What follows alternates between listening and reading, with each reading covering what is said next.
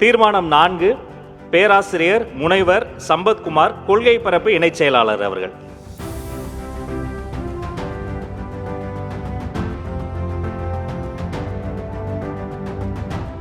தீர்மானம் 4.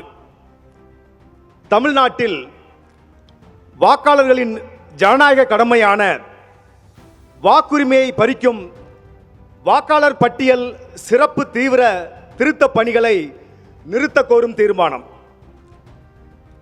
வாக்காளர் பட்டியல் சிறப்பு தீவிர திருத்தம் என்பது மக்களின் அடிப்படை ஜனநாயக உரிமையை அச்சுறுத்தும் ஒரு செயலாகவே இருக்கிறது. சிறப்பு தீவிர திருத்தம் என்கின்ற பெயரில் பீகாரில் ஏற்கனவே லட்சக்கணக்கான வாக்காளர்களின் பெயர்கள் நீக்கப்பட்டுள்ளதே அதற்கு சான்று. பீகாரில் நடந்த அந்த பெயர் நீக்கம் குறித்த காரணங்களே இன்னும் முழுமையாக வெளியாகாத நிலையில் அடுத்த கட்டமாக தமிழ்நாடு உள்ளிட்ட 12 மாநிலங்கள் யூனியன் பிரதேசங்களில் சிறப்பு தீவிர திருத்தம் நடைபெறும் என அறிவித்து இந்திய தேர்தல் ஆணையம் பணிகளை தொடங்கியிருக்கிறது. சிறப்பு தீவிர திருத்தம் தொடர்பான வழக்கு விசாரணை உச்சநீதிமன்றத்தில் நடைபெற்று வருகிறது.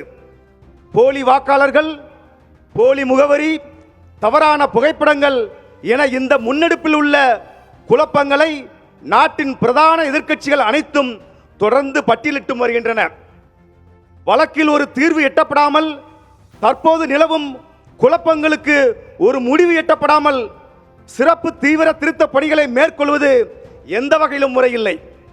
மேலும் தமிழகத்தில் சிறப்பு தீவிர திருத்த பணிகளை மேற்கொள்ள தேர்தல் ஆணையம் 1 மாத காலமே அவகாசம் கொடுத்துள்ளது. 6 கோடி வாக்காளர்களுக்கும் மேல் இருக்கும் தமிழ்நாட்டில் அத்தனை பெயர்களையும் சரிபார்க்க 1 மாத காலம் எப்படி போதுமானதாக இருக்கும்? அவசர கதியில் நடைபெறும் இப்பணிகளால் மக்களின் அடிப்படை ஜனநாயக உரிமை பாதிக்கப்படுவதை எக்காரணம் கொண்டும் ஏற்றுக்கொள்ள முடியாது.